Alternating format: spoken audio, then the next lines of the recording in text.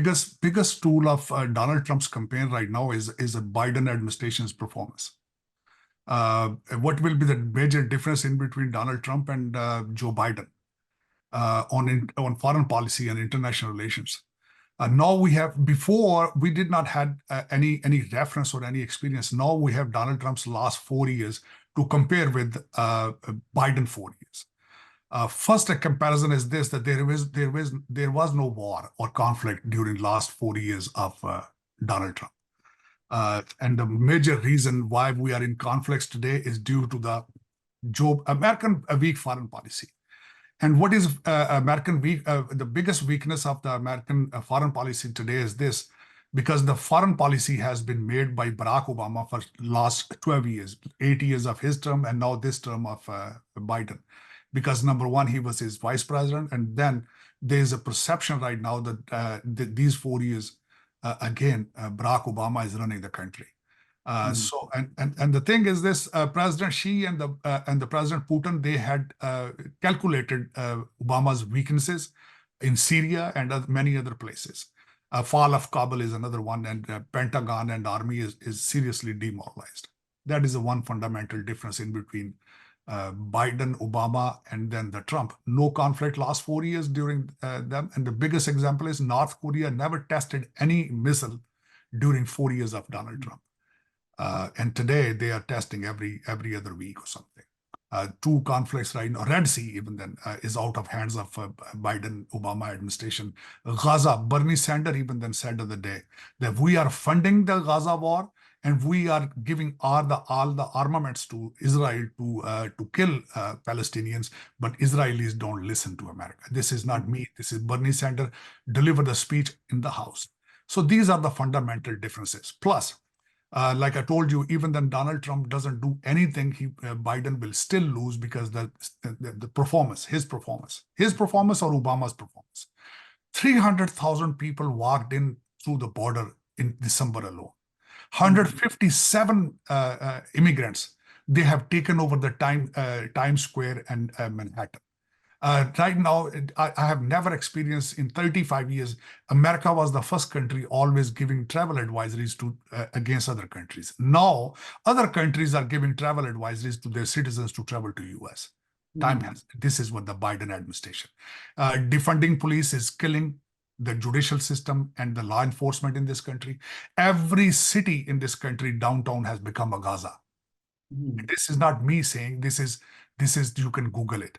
Right now in Washington, D.C., the car is stolen in the morning and the car is shipped to Nigeria or to Dubai in the evening through the Baltimore. This is not me, you can Google it.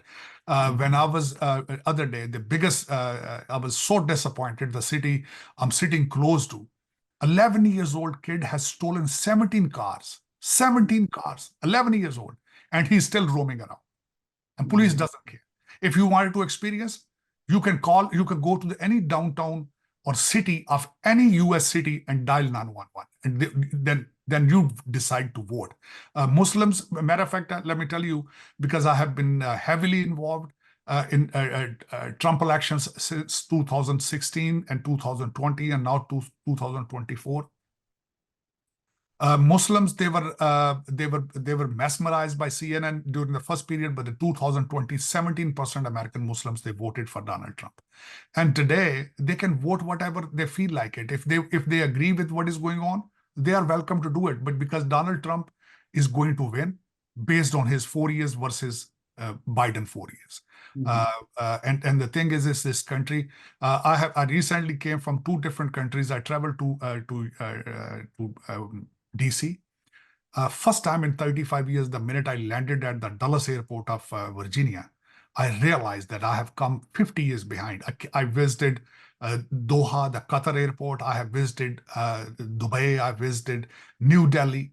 And then coming to the Dulles airport, I realized that this country is 50 years behind. Let me tell you another thing here, since your listeners are most of Americans. This is my question to them. Have you seen any new airport built in this country since last 25 years? Have you seen any new highway being built in this country in last 20 years? America has any will or desire or appetite to move forward? Is the solution to call math racist? Is it work from home is a solution? And let me give you an example of it right now in China. The working week is 996, 9 to 9, working 6 days a week, versus Bernie Sanders in the House has introduced a bill 4 days a week model of the European. Can you move forward with these things? Can you do that? Can you compare? Are you watching what is going on in the world? Indian economy is growing on 8.4% and your economy is 2.1. You think you can survive in the future? And another thing is this, I recently went to India and I saw the 5 million computer programmings there in that country. And then the Google and the Microsoft Microsoft and the Google CEOs, those are Indian descent. They went to India and they both promised to India that we will produce 100,000 artificial intelligence specialists within 1 year. Versus American kids, they are saying that math is racist because they fail in it. And then before going to India, a matter of fact, I had a chance to go to the Harvard to attend a conference there. And what I saw that in the classes, there were only two kind of people sitting, Chinese and Indians. Where is the rest of the world? I didn't see any Americans going to Harvard.